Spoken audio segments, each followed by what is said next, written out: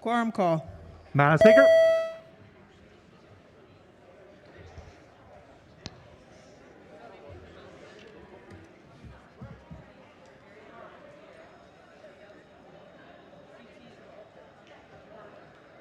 Pretty men.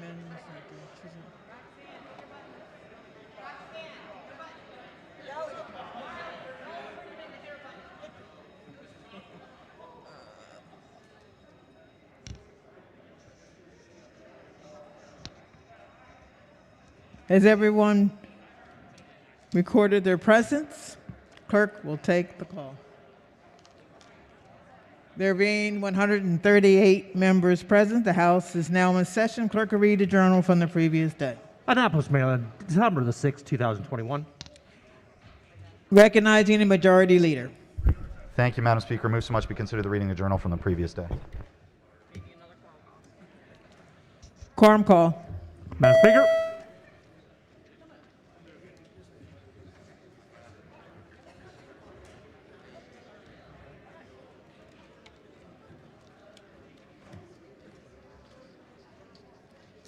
Calendar of third reading, House Bills number 1. Oh, yeah, Clerk will take the call. I'm trying to rush this thing. 138 members present. The House is still in session. Calendar third reading, House Bills number 1. Clerk will read the first bill. House Bill 3, Montgomery County Board of Education Residence Districts Redistricting Plan. Is there any debate? Madam Speaker. Recognizing the gentleman from Carroll.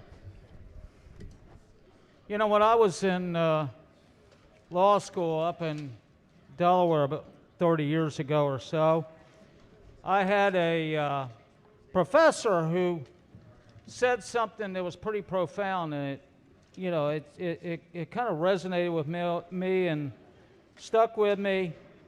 He said, never make an argument that doesn't pass the Snicker test. In other words, don't make an argument that you can't make without snickering. Now, to say that this map that we have before us. Madam Speaker, can we call the gentleman's attention to the board? Gentlemen, Oh, I'm on the wrong bill. I thought you said 1. I support this bill. Further evidence that my client has serious damage from his auto accident yesterday. I thought you said House Bill 1. I'm sorry, Madam Speaker. no, I did not. Okay.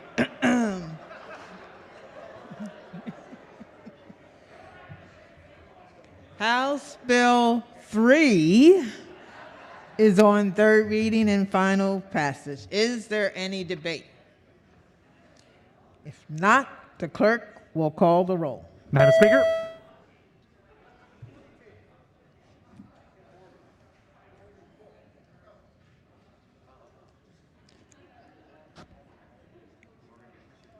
Has everyone recorded their vote? Does anyone?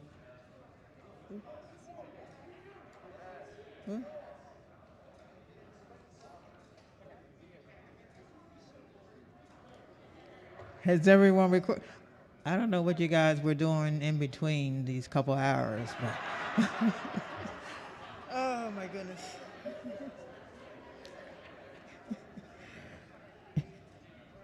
Okay, clerk will take the call. There being 137 votes in the affirmative, House Bill 3, having received the constitutional majority, is declared passed. Clerk will read the next bill. House Bill 4, Carroll County County Commissioner Districts Redistricting Plan.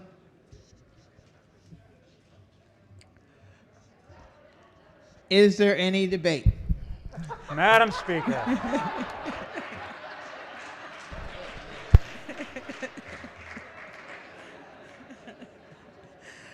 Okay, truthfully, is there any debate?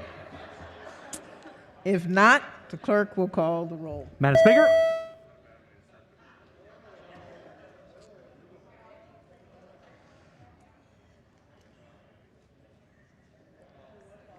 Has everyone recorded their vote?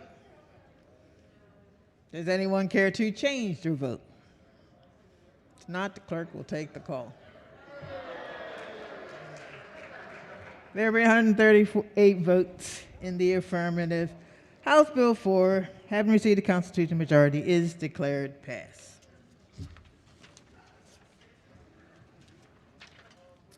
Calendar of third reading, House Bills number 2.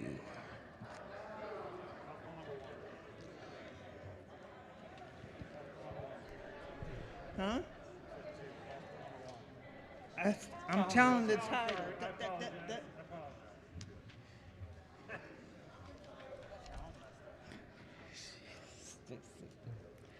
The clerk will read the first bill. House Bill 1, Congressional Districting Plan.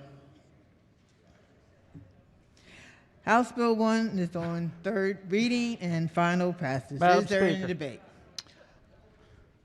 Do I need to repeat everything I said about the Snicker test? No. Recognizing the gentleman from Carroll County. Thank you, Madam Speaker. Back to what I was saying earlier about the Montgomery County bill. Yeah. To say that this map is the best that we can do, that it's the map that most fairly takes into account communities of interest and the other factors like that it's contiguous and compact, just doesn't pass the Snicker test.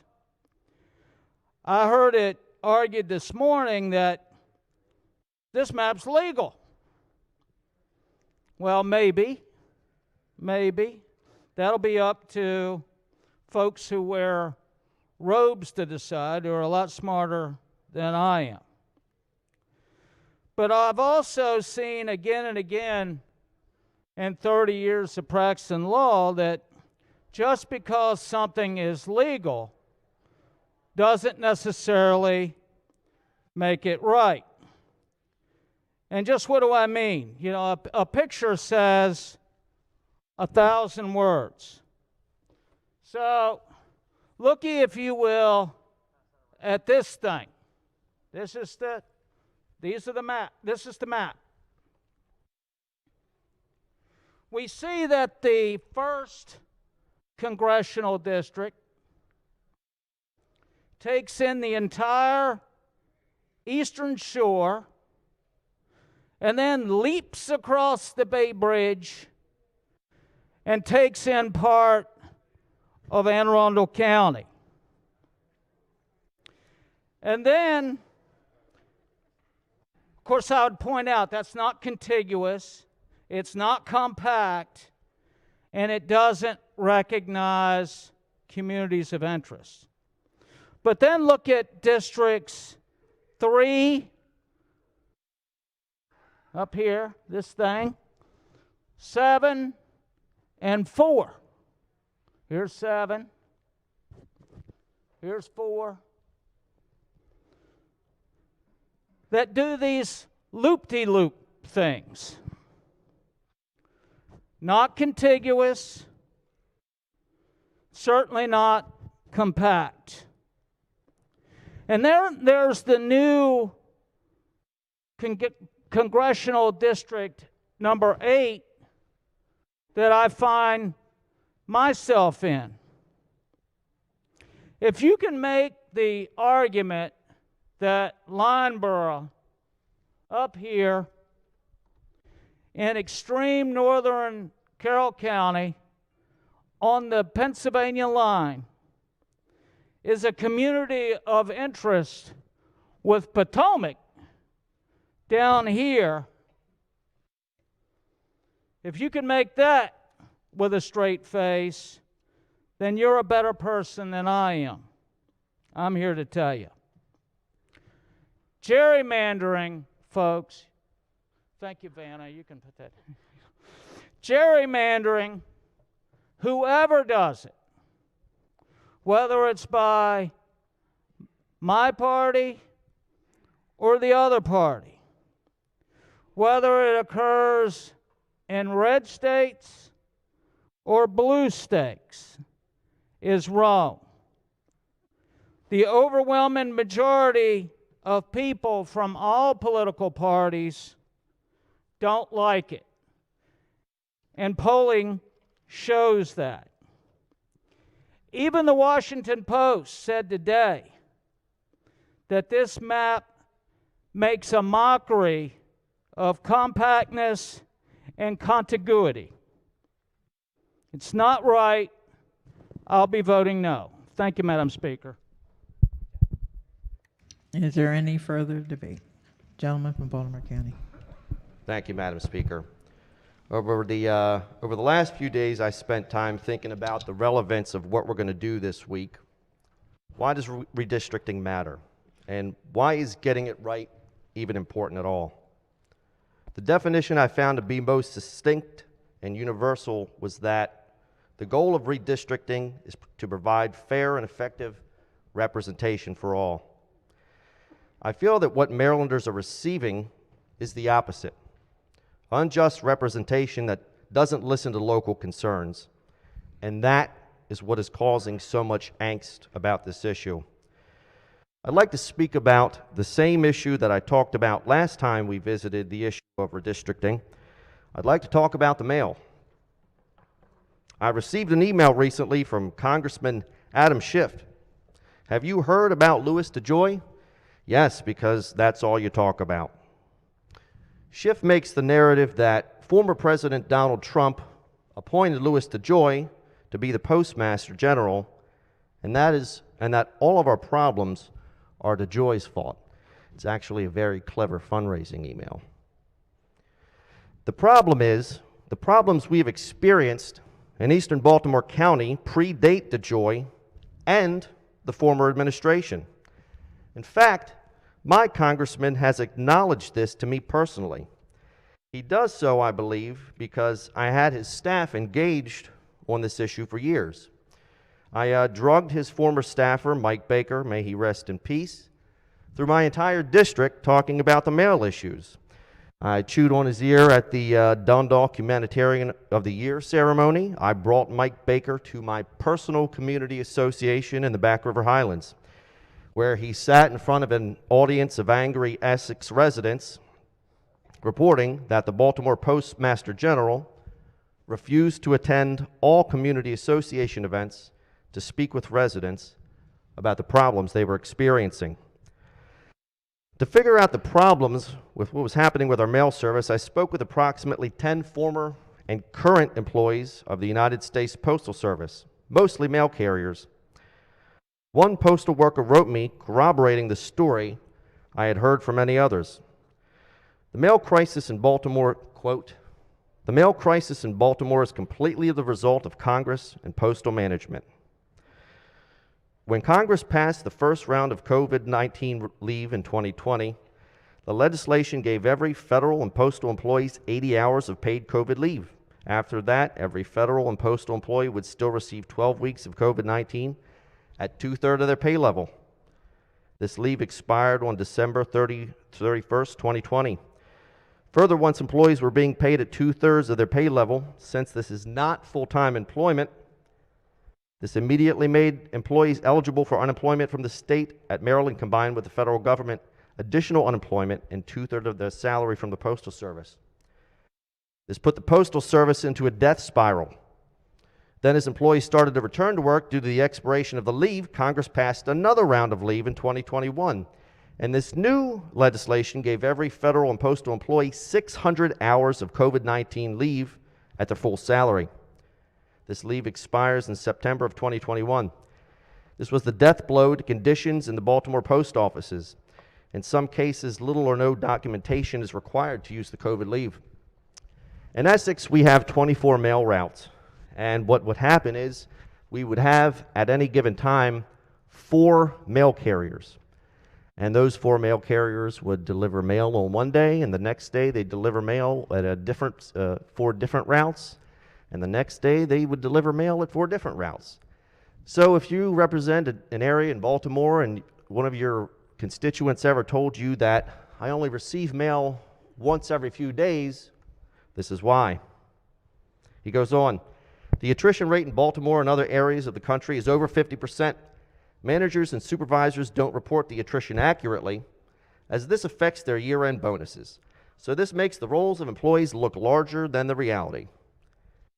There have been cases where employee attrition has not been reported in 6 to 9 months. When I last spoke of this issue on the House, I was laughed at by several members of this body. Are you trying to be a congressman, Delegate Grammer? No, I just listen when hundreds of my constituents reiterate the same exact problems with their mail service. And it turns out a few of our members had to eat those words, as a few months after the end of our last session, almost the entire Baltimore City Council joined the chorus, reporting in some cases almost a complete failure of mail delivery. The problems with the United States Postal Service were not given the attention they should have been given by our representatives for years. The United States Postal Service was subpoenaed, the Inspector General launched an inquiry, and it was found that Baltimore had the worst rates of mail delivery in the entire country. A recent audit of the Dundalk Post Office in September of this year found mail undelivered going back to December of last year. The United States Postal Service should have been subpoenaed the moment they refused to speak with communities about the failures in the system. It was the Baltimore postmaster who was fired. United States Postal Service has gone to hell. Wait times at facilities have gone through the roof, along with shipping prices. Removing Louis DeJoy is a red herring for office holders and a proxy war for union interests. That is what's happening here. Gerrymandering detaches elected officials from the interests of their own communities. And the stories of Baltimore's mail problems shows clearly that what is not happening is fair and effective representation for all. This map fixes nothing and makes our districts worse. It has been said that these districts are functional. Functional for what? An inspiration for abstract art?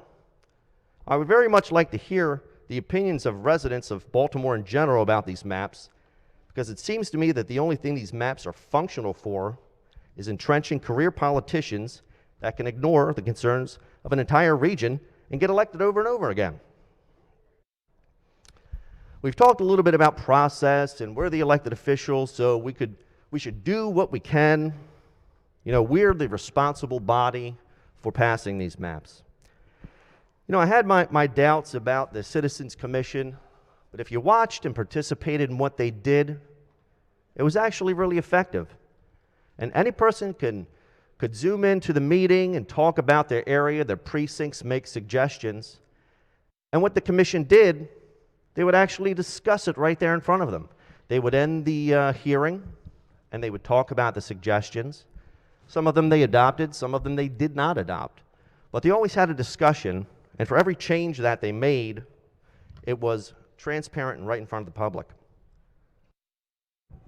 I thought long and hard to accurately describe the spirit, to find language that would accurately describe the spirit of the districts on this map, and the magnitude of the moment and the frustration felt by Marylanders today. Madam Speaker, my bowel movements are more compact and contiguous than these districts. And the Gentlemen, please do not use that type of language on your debate to try to support something, because it takes from it. I understand, Madam Speaker, but what we're not getting is fair representation, and I urge the body to vote against these maps. Gentleman from Anne Arundel. Thank you, Madam Speaker. So earlier we were showing a map, and if I could ask the floor leader, please rise. We were showing a map that talked about Anne Arundel County and you know what it looks like, I guess now. But Anne Arundel County has had 4 congressional districts in the past 10 years, and it's been a point of discussion. How many districts are in Anne Arundel County under this map? We received significant testimony from Anne Arundel County residents about the fact that they had 4 congressional districts. This map reduces them to 3 congressional districts as they asked. So you mentioned that there's been considerable testimony. Can you tell me how many people testified in support of the concept and how many against? Sure. I mean, we received a significant amount of testimony throughout the process, and the testimony varied by topic, but in particular, in relation to Anne Arundel County, the biggest single piece amount of testimony we got on any issue was this question of the Bay Bridge crossing. And the argument by a lot of the folks who came to testify was that there is a community of interest between the Eastern Shore and the portion of the Western Shore that abuts the Bay Bridge, that people commute across it, they go to work across it, et cetera. I think I have the numbers here. We have 35 in-person witnesses, 267 written pieces of testimony in support of that crossing, and only one piece of testimony opposed to it. Thank you. Madam Speaker. Yes. Gentleman from Frederick. Thank you, Madam Speaker.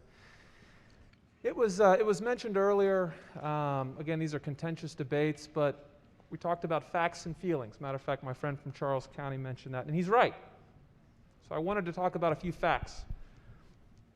And I did some research, and it was kind of alluded to earlier. If you go to the Maryland Board of Elections, and you click on 1992, you will see that between 38 and 42% of voting Marylanders went into a poll and pushed a button for a Republican congressman. And that yielded 4 elected Republican congressmen out of 8. It's in 1992. The powers to be were not happy with that. So they got to work. 10 years later, those same 38 to 42% of Marylanders went into the poll booth and voted for a Republican congressman. And that only yielded 2 Republican congressmen out of 8. The same powers to be were not happy with that. So 10 years later, the same 38 to 42% of Maryland voters went into a poll booth and voted for a Republican congressman. And that vote yielded 1 out of 8 Republican congressmen. And yet still, 10 years later, after that, we're here. And the map we're looking at on the board has a good chance of yielding 0 Republican congressmen. Those aren't my feelings. Those are the facts. Yesterday, the commission had 2 maps to look at, and they only felt like hearing one and voting on one. And that's the map we have up here. So I'm going to be voting against this.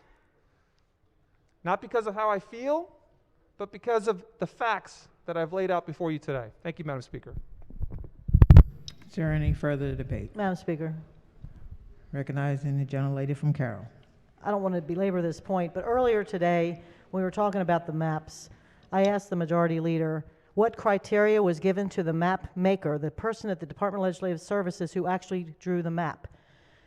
And very inarticulately just threw out a couple of things. There's nothing in writing, there was nothing given to the public as to what we're trying to do for this map. Now clearly the map maker had to have something to go by. They didn't just go out there and draw lines around.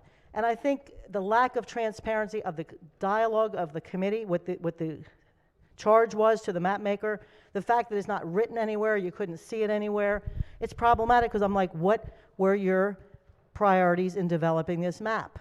I know you said you didn't want to move many people around, but somewhere there should be some guidance to the map maker. So it makes people, myself, and I think many of our constituents feel like that something was done not transparently.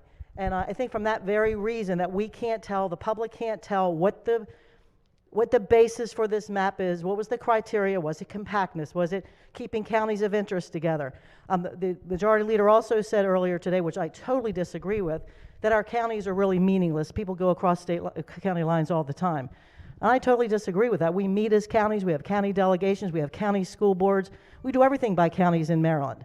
So to state that counties really are irrelevant to be used in determining maps, I think in itself was a flaw in this map. And in my county of Carroll, we used to always be part of a Western Maryland delegation. We felt we were well represented. It's not about the person, it's about electing someone with the like interests of your community. We are a rural community, and we were fine with that for many, many years. The last redistricting, we were split in half, Carroll County. My part of the county is affiliated with all the way down to Tacoma Park. Nothing against Tacoma Park, but I can tell you how long my congressman has been, like 6 years, I literally have never once seen him in Carroll County, ever, once. And I go to everything. Because you don't need to go to Carroll County because your votes are all somewhere else in a place that has different issues. And what we're looking for is just to be together as a county, to have someone that will at least come to our county, give us some attention, come to look.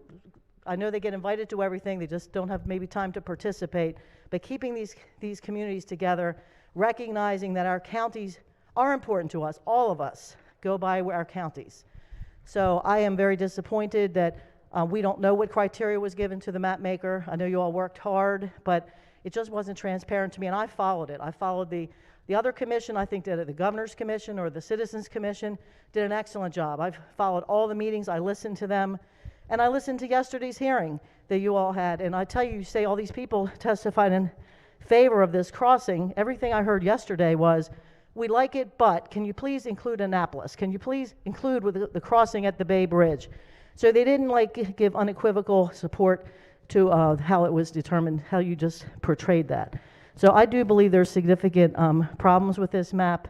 I think the other map was far superior, and I will be voting opposed to this map. Thank you.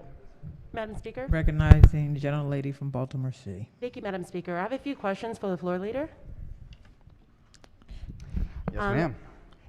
Thank you. I know there's been a lot of concern about what this map can mean for Baltimore City.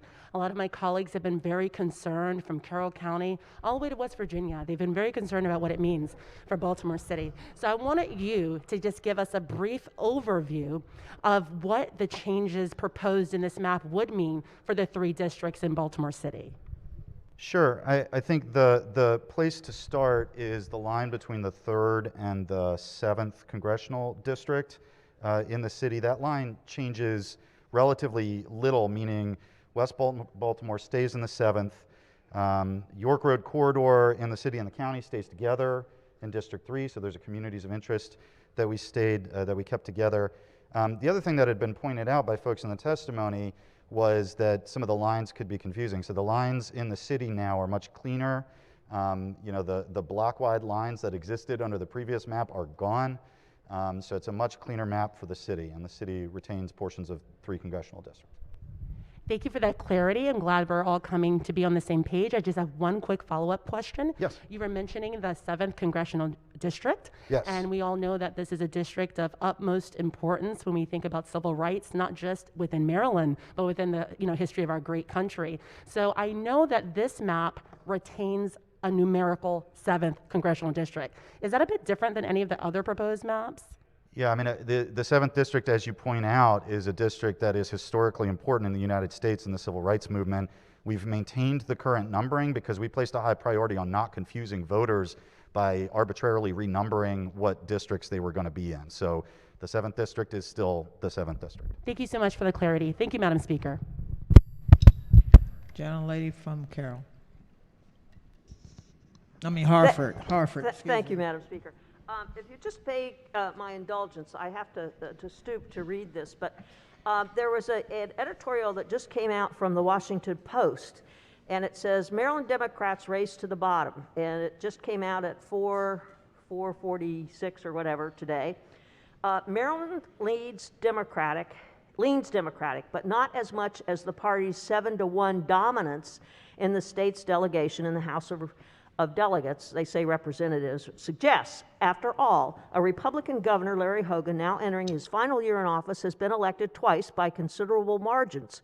GOP voters outnumber Democrats in most of the state's rural and exurban counties. For Democrats who control Maryland's legislature, that inconvenient fact, coupled with brazen Republican gerrymandering in states the GOP control, seems to have only stiffened their resolve to lock in their advantage by gerrymandering the electoral map, already among the most preposterously partisan in the country. Heedless of the public opinion and the recommendations of a citizens commission, Democratic lawmakers in Annapolis appear determined to draw congressional districts even more tilted in their favor than the ones they've established 10 years ago.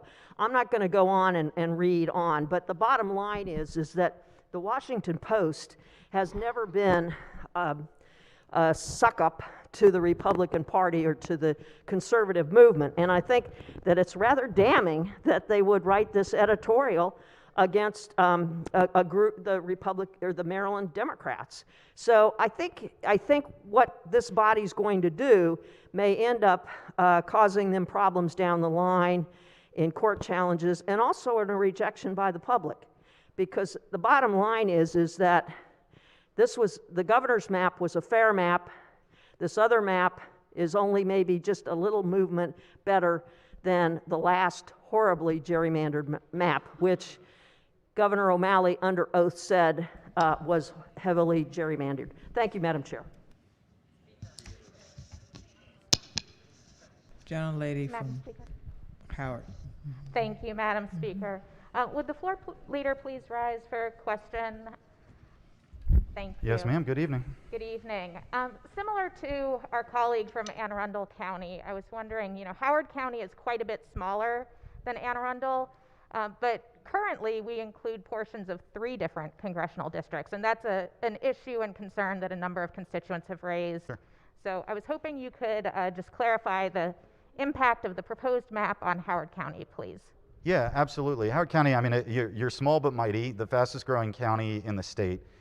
In recognition of the testimony received from folks in Howard County, the number of congressional districts in the county under this map is reduced from 3 to 2. And actually, the majority of Howard County residents are in one district, the 3rd. The Howard County kind of becomes the heart of the new 3rd district. I think it's like 270,000 Howard County residents are in that district. And Columbia, in particular, which is currently split among 2 different congressional districts, is all going to be together in one district. Thank you. Madam Speaker. Recognizing the minority leader. I hate to play quiz show with my very good friend, but we'll play it. So under the independent commission map, we just heard from my good friend from Howard County that under the map that you guys want to pass this evening, Howard County would be reduced to 2 districts. How many districts would it be under the independent redistricting map? I don't know. I'm not here to defend the map that the Republican governor prefers. Well, I'm just asking because I'm a little confused because sometimes when it suits us, we say it doesn't really matter what counties look like. We can cross counties. We can talk about different communities of interest. But I've heard a lot of questions tonight from my friends in Anne Arundel and my friends in Howard and other in Baltimore City about how it'll affect them and what they really care about. What they really care about is how it will affect their political subdivision as defined by the city, the county, and Arundel County. So I looked at the map, and I don't want to tease this out. Under the other map, the independent map, guess how many congressional districts are in Howard County? 1. Guess how many are in Anne Arundel County? 2. In fact, for the very first time, likely probably in modern history, Anne Arundel County would almost by necessity elect one of their own. It's a county of almost 600,000 people. It's the same size roughly as Baltimore City at this point. It hasn't had a congressperson in decades. They would elect one of their own to the House of Representatives. Anne Arundel County would have that. Baltimore City, under the other map, would be wholly contained within one district. They would be guaranteed, essentially, to elect someone from Baltimore City. And so that's my only question is, do you agree with me that for the purposes of the questions that have been asked from me this evening, that it seems like counties and political subdivisions make a significant difference to those people in this body who represent those areas as to how your map would affect them? Deliot, I value our relationship and our colloquy, and we often have good debates. Yes, we do. I would ask you not to put words in my mouth. I'm not trying to do that. I'm just suggesting to you that... But hold on, let me Okay. finish. I've been insulted on Twitter. I've been insulted on Facebook. Tonight's the first time I was ever insulted on the floor of the House. Not by me. And called inarticulate by another member of the legislature.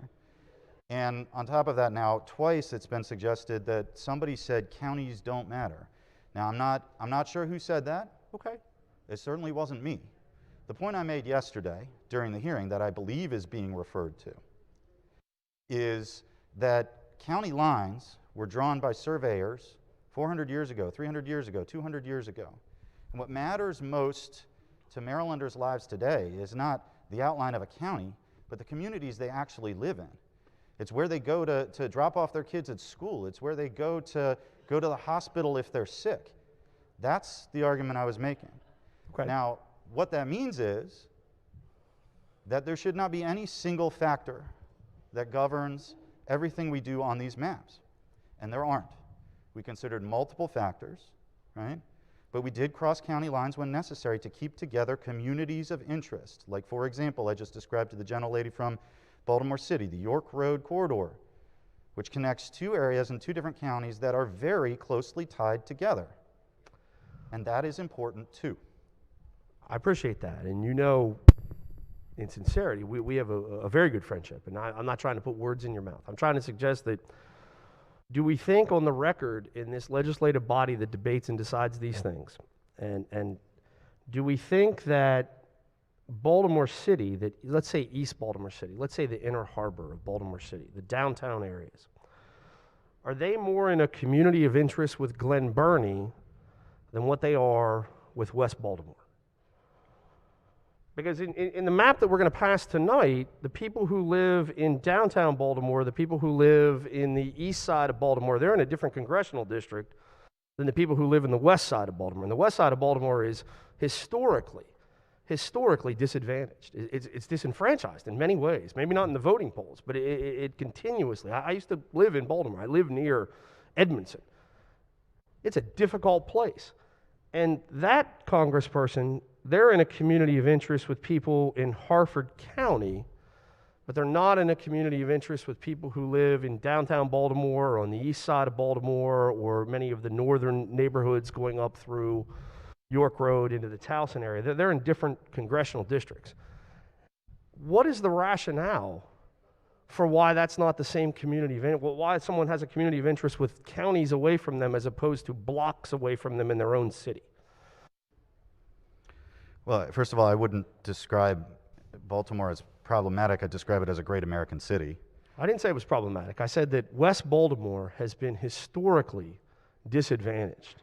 Historically. And the people who live in West Baltimore have one congressman, and the people who live on Pratt Street or who live in Harbor East, just a few miles away, they have a completely different congressman. But the majority is suggesting that those people have more communities of interest in West Baltimore with Harford County than what they do with the people who live on the other end of a bus stop in their own city. And I'm just wondering, what's the rationale for that? So again, I'll point you to what I said earlier, where I described one of the factors we considered as trying to keep the core of existing legislative districts intact enough that voters have the ability to choose who will represent them and not, a commission, right?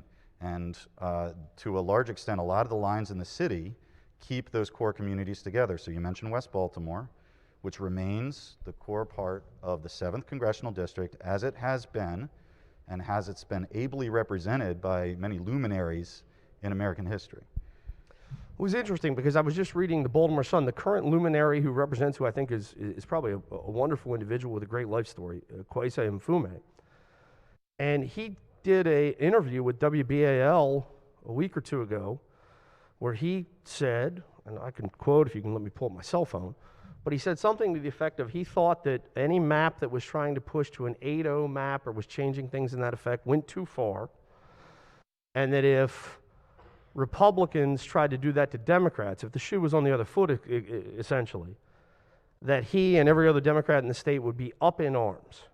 Do you recall, were you familiar with that? I mean, that's what Congressman Mfume, who represents parts of the city of Baltimore, had to say about the map proposals, and then I don't know why, WBAL went back to him, the Baltimore Sun went back to him a few days later, and he said, I'm not going to comment anymore. I don't know if, sometimes truth is difficult. But it seems to me that the individual who represents the city of Baltimore recognizes that maybe it's not such a great idea to split a city of less than 600,000 people into 3 separate congressional districts. Maybe that works well right now, but over the next 10 years, maybe that will disenfranchise some of the citizens of the city of Baltimore as they grow smaller, perhaps, I hope not, and other areas grow larger. Is there any concern about that? Elliot, I love and respect the city of Baltimore, but I don't think I am the person who is qualified to speak for the citizens of Baltimore, nor I think are you. So I would suggest that maybe we should let the duly elected representatives of the citizens of Baltimore make the determination about what map they prefer. That's fine. I'm just quoting what Congressman Mfume had to say a few weeks ago. But I appreciate it very much, and obviously, I would suggest that this map while well-intentioned, this map, while changing some of the dynamics of the prior map that was horrendously gerrymandered from any objective analysis, still fails the basic test of fairness. It's still a fairly naked political partisan gerrymander. And we're better than that. All of us are better than that. All of us, when we go to sleep at night, is it really going to make that much of a darn difference whether we have 7 congressmen of one party or 8 of another or 6 of one? It can't. We're better than that. Thank you. Madam Speaker? Gentlelady from Baltimore City. Thank you, Madam Speaker. I'm very impressed that people care so much about Baltimore City, but we just have to have a fact-based conversation. I represent East Baltimore City, which was just mentioned here. I'm currently in the 7th Congressional District right now. The map that is proposed is not conferring upon me the opportunity to join the 7th District. I live there right now. So it does already reach the far reaches of East Baltimore as well as West Baltimore.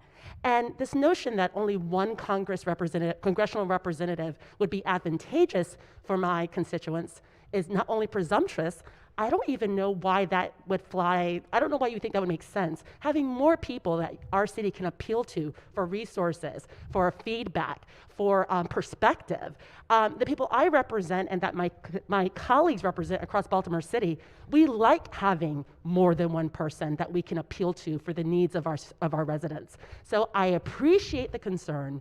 Unfortunately, it's not informed by the realities of the people we represent, but I thought it just needed to be put on the record. So thank you for your time. Parliamentarian. Thank you so much, Madam Speaker. Colleagues, this evening, I've heard a lot of debate about counties, about the city of Baltimore, a lot of debate about partisanship. But I want us to get back and lift up a really critical aspect of the purpose of congressional redistricting and one of our values as we vote tonight. You know, I had the honor in 2020 of representing this chamber in our work to ensure that every single resident of Maryland counted in the 2020 census. We worked together on that. Democrats, Republicans, we came together and made sure our communities counted. And those results came back to us this year. And you know what those results said? One of the most critical aspects of those results of the census said that in Maryland, we are number 4 when it comes to the diversity index. In the entire country, the state of Maryland is number 4 when it comes to diversity. But when I say diversity index, I think it's important to even unpack further what that means. And I think this is really, really fascinating. The way that the census uses the diversity index is the likelihood that if you picked out 2 people at random in the state of Maryland, we have such a high likelihood that those 2 people would represent different race and ethnicities. This is fascinating. Number 4 in the country. So when I look at this map, something that I believe is absolutely critical is that we have a map that represents that diversity, that upholds what we saw in that 2020 census. And what I see here is a map that increases our diversity in several really critical congressional districts. I see a map that ensures that we are keeping our communities of interest together. And I see a map that is more compact and one that reflects the feedback of the citizens of Maryland. In particular, one of the things that I want to confirm with the majority leader, if he's able to confirm this with me very briefly, is that it appears that in District 4, the African American population went up from 51.93% to 55.48%. Is that correct? I believe that's correct, yeah. Thank you. In District 5, the African American population went from 40.89% to 43.61%. Is that correct? Yeah, that's correct. That's a result in part of the large demographic shift we're seeing in southern Maryland. So that district is majority minority and plurality black. Thank you so much for confirming that.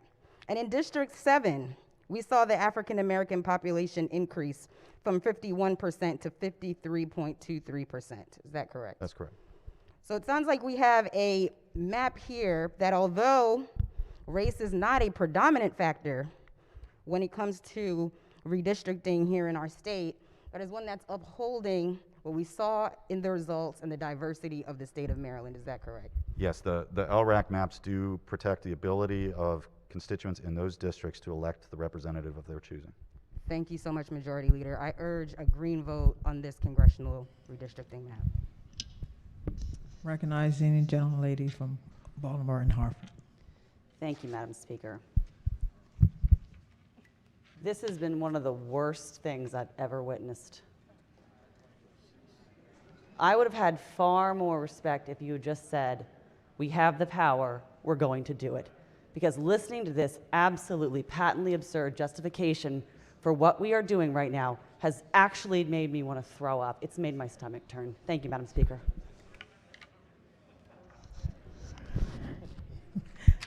The gentleman from Calvert. Thank you, Madam Speaker.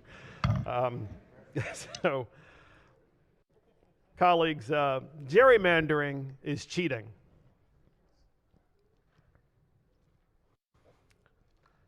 And gerrymandering, which is cheating, causes extremism.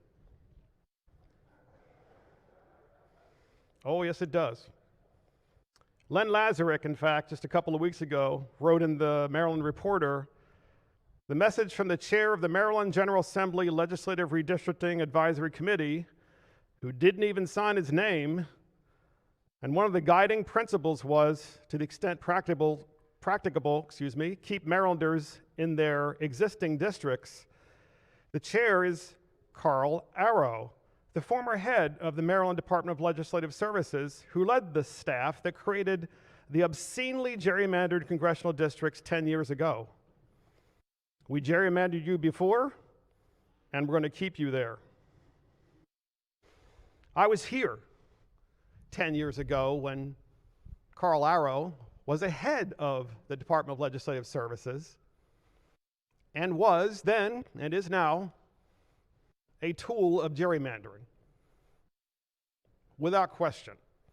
I witnessed him with the maps with the former Speaker and the former Senate President, and they were thick as thieves with Martin O'Malley as they gerrymandered this state like no one has seen gerrymandered before. And here we are doing it all over again 10 years later with the same guy, Carl Arrow, except now he's retired.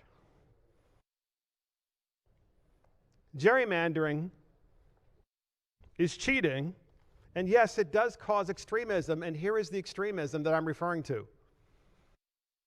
Congressmen who get elected as a result of a bill such as this, who vote for 87,000 IRS agents in a bill. 87,000 new IRS agents. That's extremism. Congressmen who get elected from the gerrymandering that we do here, who believe that America should not have borders, that America is not a sovereign country. That's extremism. Congressmen who get elected as a result of what we're doing here with gerrymandering, who have put in place the most inflationary policies in American history, causing everyone in our districts to call us about the price of food and the price of gasoline because of government. That's extremism. Gerrymandering is cheating. And cheating and gerrymandering combined causes such extremism by electing officials who don't think they're ever going to lose no matter what they're going to do because they don't have competitive districts. That's what we're asking for. That's what the people are asking for. And for all those reasons, I will be voting red against HB 1. Clerk will call the roll. Madam Speaker. Madam Speaker. Chair of the committee to explain your vote. Thank you very much. I've listened a long time and I have a few things to say. I am supporting this bill. I'm explaining my green vote for several reasons. First, this map makes significant improvements over the current map while not unnecessarily displacing communities and voters. Second, it continues to ensure that communities of color can elect the candidates of their choice. That was a clear concern from much of the testimony. Third, it will bring the Bay Bridge, perhaps our state's largest infrastructure need, into clear focus for additional federal investment. There's almost no place left in central Maryland that is not affected by the Bay Bridge traffic in the summertime. I hear about it all the time from constituents, from people who live all along Route 50. And I think it's time that both sides of the bridge could speak with one voice. They do have a community of interest. And one last thing, after listening to all this debate and all these hours of testimony, one thing that no one has mentioned in all the discussion of the current map that has been so denigrated for what we might call an inelegant design. It was not only approved by the courts, it was also petitioned to referendum and approved overwhelmingly by the voters of the state of Maryland. That is the only poll that really matters, is when the voters actually can exercise their vote. And for that reason, I am voting green, and I encourage everyone else to as well. Madam Speaker, Gentleman from Washington, to explain a vote. to explain his vote. You know, to get that a referendum was one of only 3 things that happened that year, and referendums don't happen often. It's very, very hard. People in the state of Maryland were furious about this map and the previous map that was 10 years ago. But you know, today we're looking at this map and considering it the gold standard. We're going to stick with the same map that we had before that was actually made fun of on Comedy Central. They didn't make fun of any other states, just Maryland, because our map was so ridiculous. Our map went to the U.S. Supreme Court because it kept going up. And then they decided on a 5-4 decision, okay, the federal courts and the federal level shouldn't be involved in state matters. They didn't say this map is fine. As a matter of fact, if you look at what they wrote, they were insulted by this map. And actually some of the dissenters, one of the 4, was very, very upset that it stood. I believe that the citizens should pick their politicians rather than have the politicians pick their voters. And unfortunately, that's what this map does. This is the politicians picking the voters. You talk about communities of interest.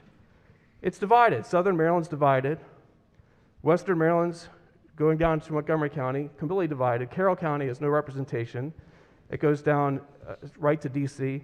I mean, you could go on and on about every single one of these districts on this map.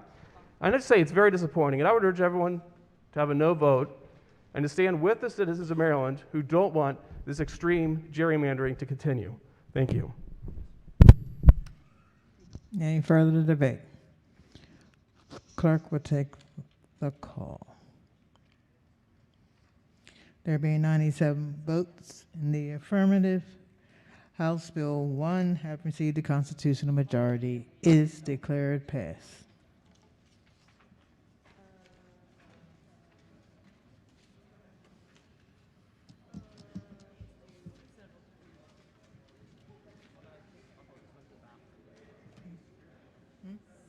What's wrong?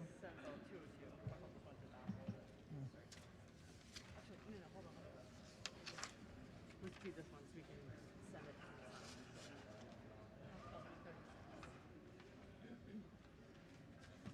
Sorry.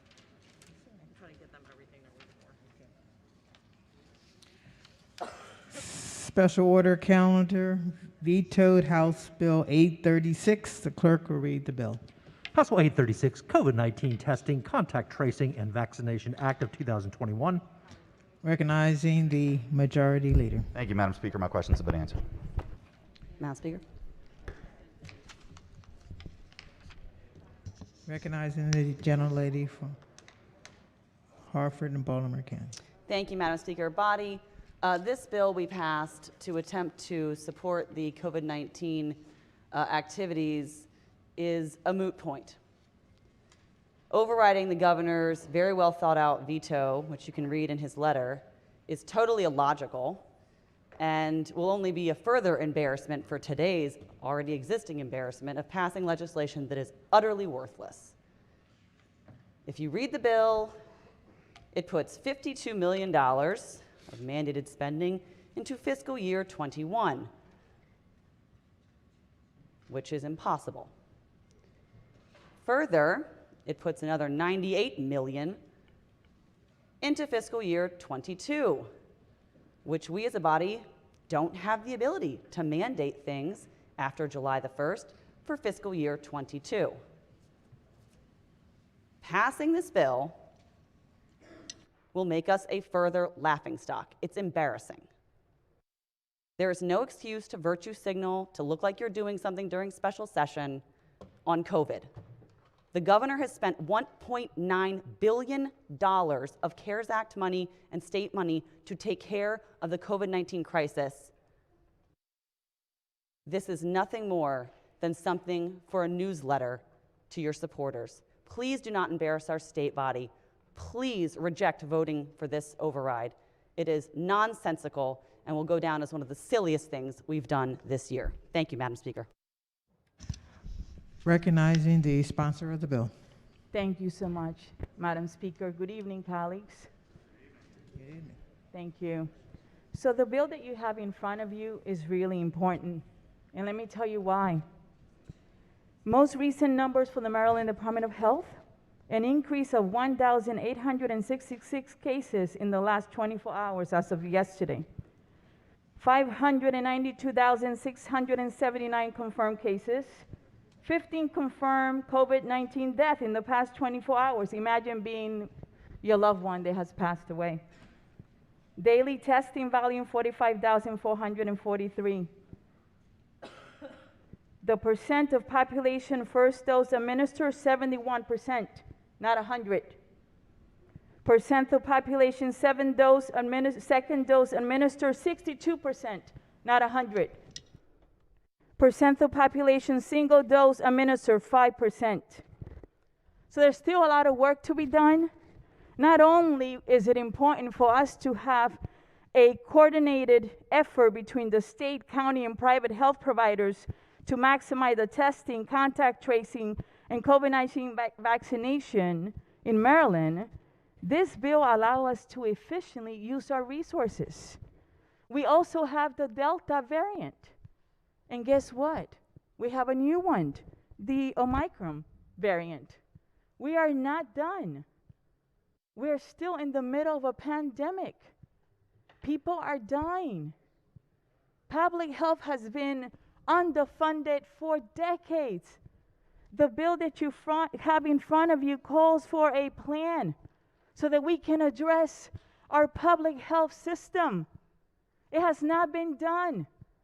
It calls for resources for the very hard-hit businesses like nursing homes, home care that are struggling. We want to help them. The bill you have in front of you is very relevant because guess what? You do not know what the future holds. This was new to all of us. Remember what happened with the tests that were purchased? We need to learn from our mistakes. This is an opportunity that we have here to get it right, to make sure that we're ready for the future. So please vote green. It is simply the right thing to do. It saves life. It is an intelligent bill. It will make us be coordinated and ready. It also addresses the shortage that we have in the workforce. We have a lack of nurses and doctors. And this bill will address that. It calls for a work group so we can bring our experts to the table, so we can address the future. And we obtained advice from the Attorney General regarding the date, because I thought you would ask that question. I'm just kidding. It says the position of the Attorney General of Maryland has been that the date in a bill should be moved back by the amount of time the effective date has been moved back as a result of the veto and override. So basically, the date that will go into effect will be 6 months from now. So the bill is valid. It is the right thing to do. Thank you so much. Madam Speaker. Gentlelady from Hartford and Baltimore County. Body, I also reached out to the AG's office, and you cannot disperse money backwards in history, period. It doesn't matter when the effective date of the bill is. That's not how generally accepted accounting practices are. Yeah, the governor will not have to disperse this money no matter what. It is too late for us to pass a bill that allows for 21 and 22 fiscal year spending. End of statement. The governor does not have to do this because this bill is no longer able to be a mandate on spending. I called Secretary Brinkley's office, I called the Department of Health, and I was told that all this is paperwork. The governor has done an excellent job of funding whatever he thought was necessary. So to insinuate that people are now dying because our governor isn't doing his job is frankly offensive. So that's literally not occurring. We know that people are still sick. My friend's baby has COVID right now. This has nothing to do with saving people from COVID and everything to do with a silly virtue signaling override. I urge the body to vote red. Is there any further debate? Madam Speaker, The gentleman from Frederick. I just wanted to point out to the body that this will put into law permanently a mandate on local governments for contact tracing and really, as the gentlelady mentioned, the sponsor mentioned, much more to do in the future, including 100%, I think was her words, for vaccination. But in this country, I just want to remind the body that there is choice. And that means that the government shouldn't be mandating 100% of people to submit to the government's decision. Medical freedom is a personal choice. We need to keep it that way. So I'd urge a red vote. Is there any further debate? Hearing none, the clerk will call the roll. Madam Speaker.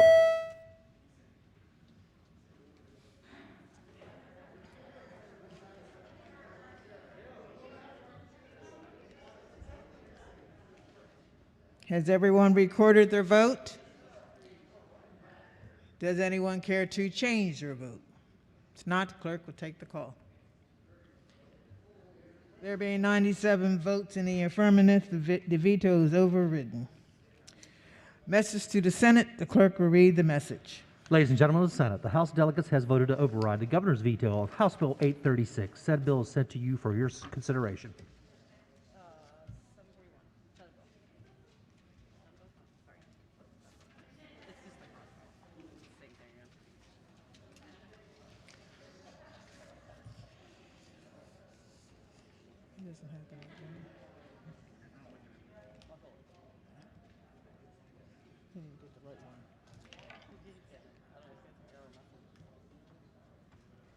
Senate Bill 741, message from the Senate. The clerk will read the message. Ladies and gentlemen of the House of Delegates, the Senate today, notwithstanding the objections of the governor, voted to override the veto on Senate Bill 741. Said bill is sent to you for your consideration. Is there any debate? This is cross-file of the previous bill. Clerk will call the roll. Madam Speaker.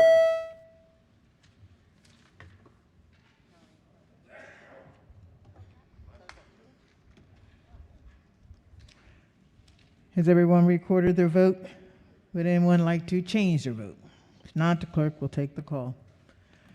There being 97 votes in the affirmative, the veto is overridden.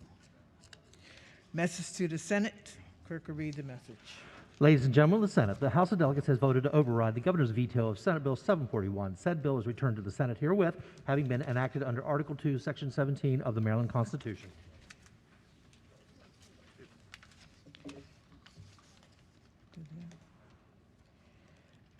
Senate Bill 202. Message from the Senate. Clerk will read the message. Ladies and gentlemen of the House Delegates, the Senate today, notwithstanding the objections of the governor, voted to override the veto on Senate Bill 202. Said bill is sent to you for your consideration. The clerk will read the bill. Senate Bill 202, Correctional Services, Parole, Life Imprisonment. The clerk Madam Speaker. Gentleman from Carroll.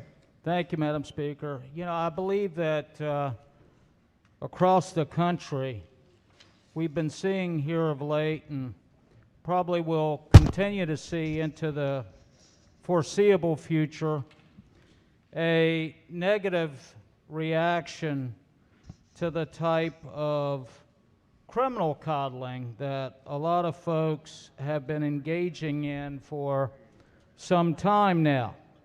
You know, even in Maryland, that sort of thing is not viewed favorably right now. And the bill, which is the subject of this override, really takes criminal coddling, in my estimation, to the nth degree. As was pointed out in the veto message, this would allow individuals receiving life sentences after October 1st for the most horrendous crimes, first-degree murder, rape, sexual assaults, etc., to be eligible for their first parole hearing after 20 years in prison. Less diminution credits, of course, which could further reduce the actual time served to like 17 and a half years. And we're not talking about jaywalking. We're talking about people who have been convicted of committing the most violent acts. I think that's a bridge too far, ladies and gentlemen. You know, just think about that. Somebody who's been convicted of murder could be out in 17 and a half years. But a victim or his or her surviving family, in the case of murder victims, will be serving a life sentence. Let's think about victims for once. And let's vote to sustain the veto. Thank you, Madam Speaker. Recognizing the minority leader. Thank you, Madam Speaker. I think that this marks the end, I believe, of our long day. And perhaps that's appropriate because the issues that we talk about so much of the time affects us, politics, funding, budgets, they're important. But this bill talks about something that acts at the core of our humanity and our society, because it talks about how we adjudicate and how we punish and how we protect our society and those who break the rules of our society. This bill was vetoed for a variety of reasons, and some of them I'll just briefly describe and hope that it reaches you at some level. First of all, as the State's Attorneys Association noted several times, there's just a technical anomaly here. First-degree murder, I know most of the people in the chamber did not go to law school. I unfortunately did. Best 3 years of my life, not hardly. But when you go, you understand that there's a difference and a distinction between first-degree murder and second-degree murder. I won't bore anyone with the description of depraved heart murder versus intentional murder. What does mens rea mean in Latin? But first-degree murder is an extreme offense. It is the most extreme offense that a human being can commit in our civil society. It is taking the life of another willfully, maliciously, without cause, without any justification, and with malice aforethought. I made a decision to murder someone else. And so, under this bill, second-degree murder is a little bit different, still heinous and horrible, a little bit different. But under the auspices of this bill, the time where a second-degree murderer becomes eligible for parole, according to what the State Attorneys Association has provided us, would be potentially 17 and a half years, depending on the calculation of their diminution credits. Diminution credits are time that you earn for certain behaviors while incarcerated. That would be the same as someone who was convicted for first-degree murder and sentenced to life without the possibility of parole. That doesn't make a lot of logical sense. It's an anomaly within the system. The second point I would make is that it's strange that we're doing this bill now. Governor Hogan is allegedly, from all evidence, from research that's been conducted, he's really probably the governor who has taken this responsibility the most seriously in the most recent period of our political life. He's commuted the sentences of 23 inmates serving life, granted medical parole to 11, has paroled 34 people serving life sentences, whether by approving the parole or allowing it to go into effect. He's the first governor in 24 years to grant parole to a juvenile sentenced to life. What does that reflect? That he and his office and his advisors take this responsibility, the life and death responsibility, very, very, very, very seriously, and they attempt to sort the wheat from the chaff, the rehabilitated, the no longer dangerous from those who still are. And so it's strange and anomalous that all of a sudden now we would have to change that process. I think people will say, well, let's just leave it in the hands of the unelected appointed parole commission. Let's remove that governor's role. Let's remove that calculus from the equation. Here's some cases, and I don't know why. I think we all probably know people who serve on the parole commission to a certain extent. I think some of them may or may not be former legislators of this body at different times. They're good people. I don't know why they made these decisions, but here are some decisions where the parole commission has recommended that an incarcerated individual serving one of these sentences should get parole, and the governor has said no. In Baltimore City, a couple broke up, a boyfriend and a girlfriend. The boyfriend came back to the house, appeared intoxicated. An argument ensued. The boyfriend stabbed his girlfriend with a screwdriver, gagged her with a rag, this is hard to say, strangled her to death with a car engine fan belt, mopped up the blood, took his bags, and stashed her body, hiding her from the police and from her family for days in the basement of a neighboring vacant house. The parole commission recommended that he be released. I don't know. I have a daughter. I don't know. I'd like to believe that souls can be rehabilitated. But I'm not sure that that individual can walk our streets in that capacity. I've got a lot of examples. I won't go through all of them. I'll give you one right here in Anne Arundel County, where we live roughly for a quarter of our year as legislators.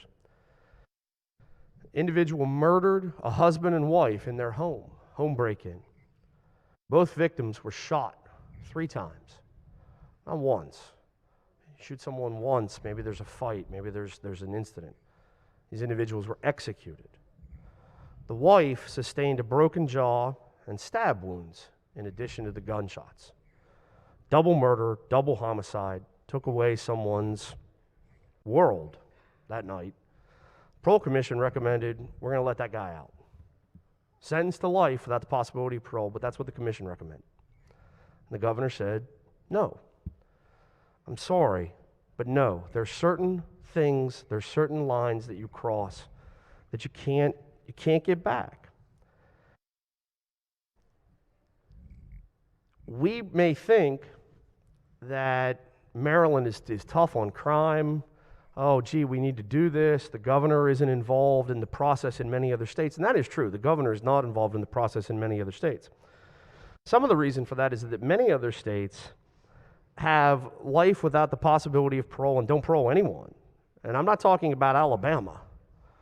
I'm not talking about South Carolina or Montana. I'm talking about places like Illinois, Maine, other states that have Democratic majorities in their legislatures and in their political lives have recognized that when you commit the ultimate offense, these are not carjackers, they are not shoplifters, they are not mid-level or even senior-level drug dealers. In my district, there are two prisons, the North Branch Correctional Institution and the Western Correctional Institution. I have multiple cousins, friends, neighbors, guys I grew up with who work there.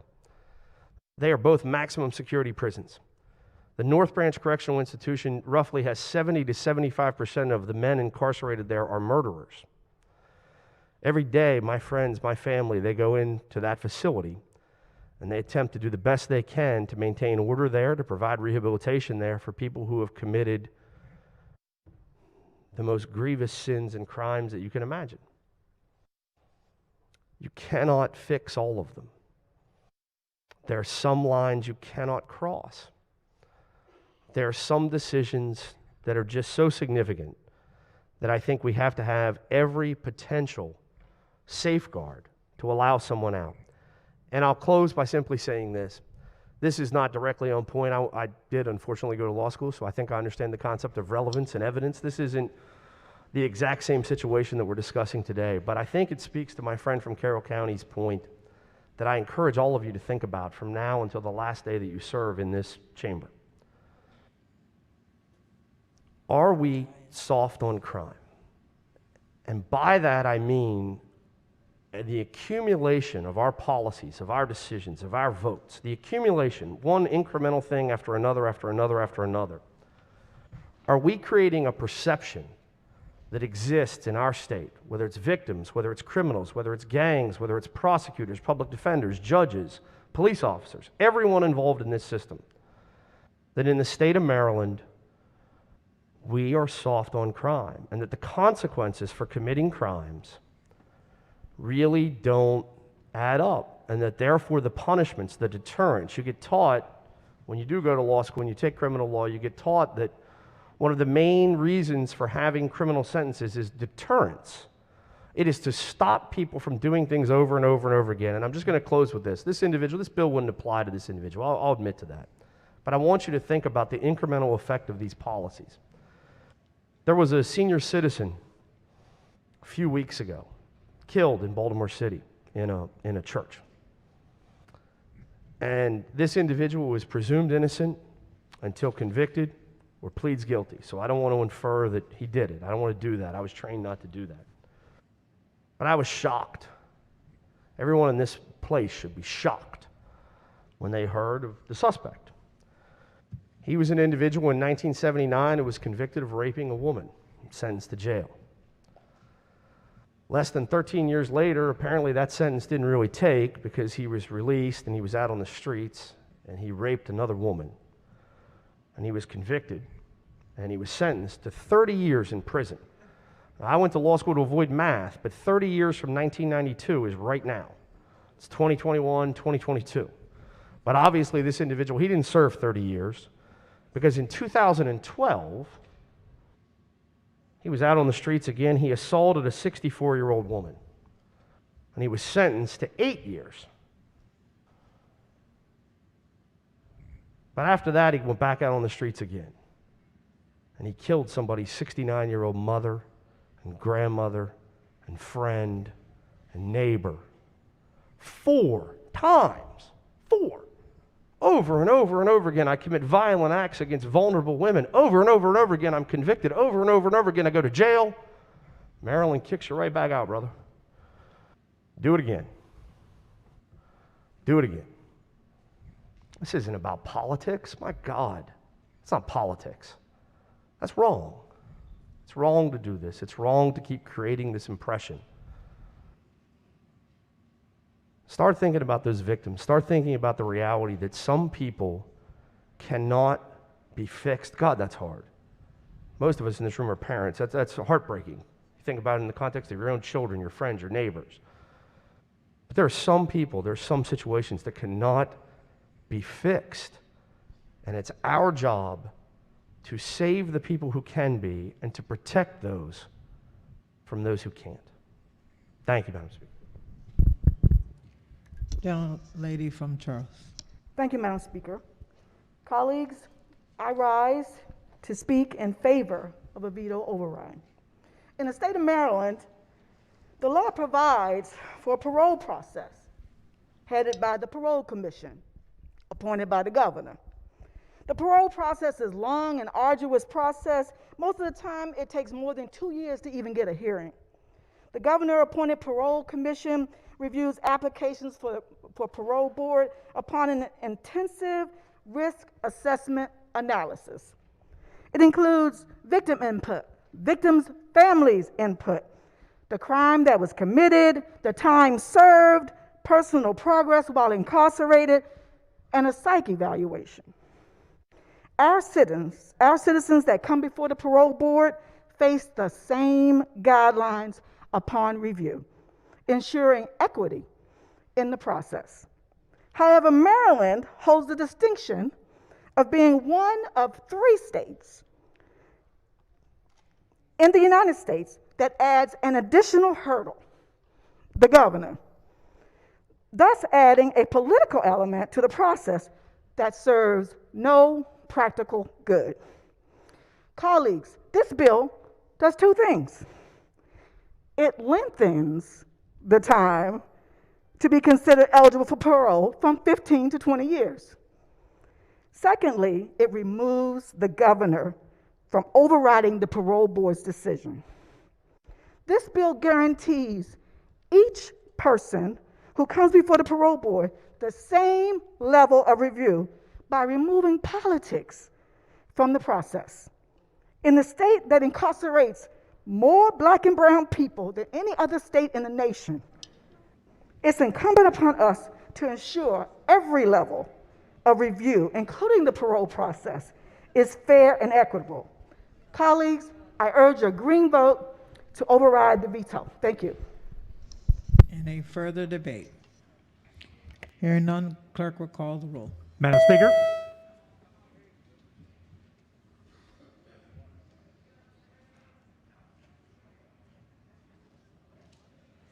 Has everyone recorded their vote?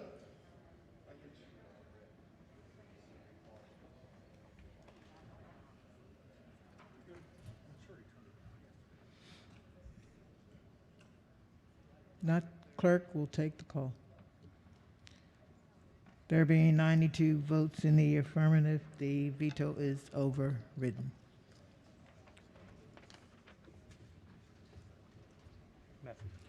Message to the Senate. The clerk will read the message. Ladies and gentlemen of the Senate, the House of Delegates has voted to override the governor's veto of Senate Bill 202. Said bill is returned to the Senate herewith, having been enacted under Article 2, Section 17 of the Maryland Constitution.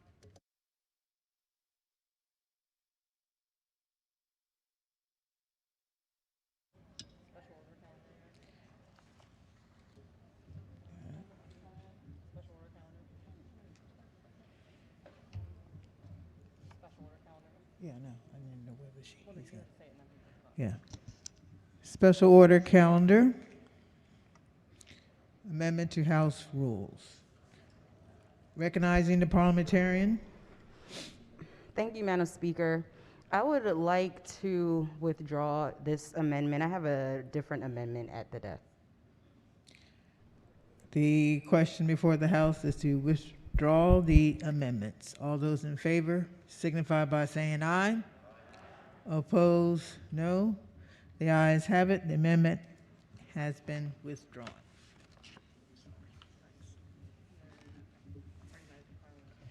Recognizing the parliamentarian. Thank you, Madam Speaker. I have an amendment at the desk to the House rules, amendment number 673, apologies.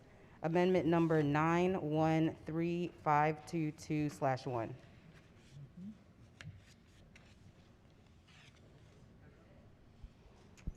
So much be considered the reading of the amendment.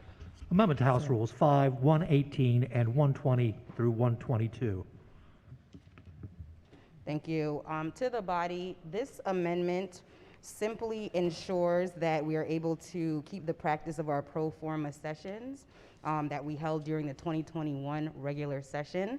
And as we discussed yesterday, It makes it so that the majority leader, minority leader, and speaker can meet for very limited business when all of us don't need to be present for some of these messages from the Senate, et cetera. So that's all that this amendment does. It only deals with these pro forma sessions, which again, we utilized during the 2021 regular session. I move the adoption of this House Rule Amendment. The question before the House is the adoption of the amendments. All those in favor signify by saying aye. Opposed, no. The ayes have it.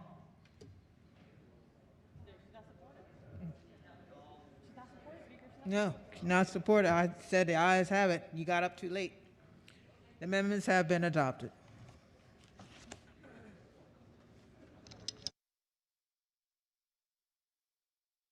Special order calendar. Clerk will read the rule. House Rule 116. Recognizing the majority leader. Thank you, Madam Speaker. My questions have been answered.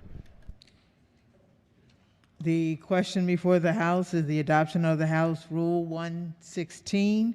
All those in favor signify by saying aye. Opposed? The ayes have it. House Rule 116 has been adopted.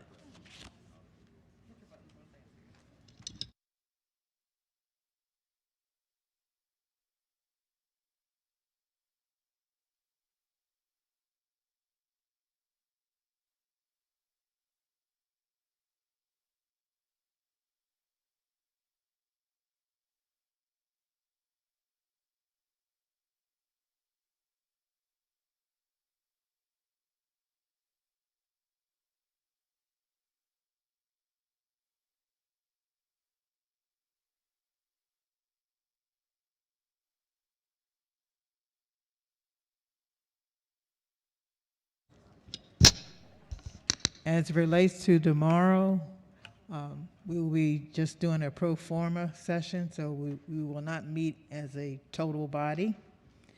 And something in the, we'll be in the evening.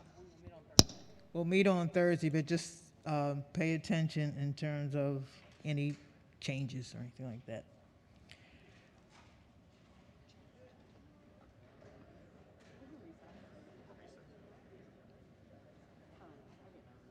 So that,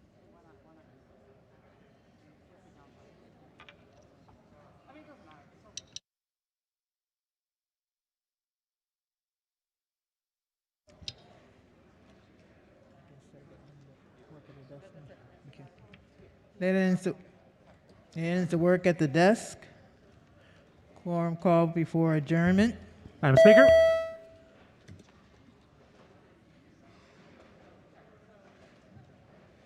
Has everyone recorded their presence? The clerk will take the call. There being 137 members present, the House is still in session. Recognizing the majority leader. Thank you, Madam Speaker. Just to reiterate for the members, tomorrow is a pro forma session, so the majority leader, minority or the leader or their designees and the speaker will be here. Other members do not need to be here. I move that the House stand recessed to Wednesday, December 8th at 6 p.m. for a pro forma session, Legislative Day, December 7th. Oh, well. Well, I did. My delicate friend here from Montgomery County is having her big birthday today, and I hope that everybody will. I can't use her name because we're out of session. I can't ask for permission.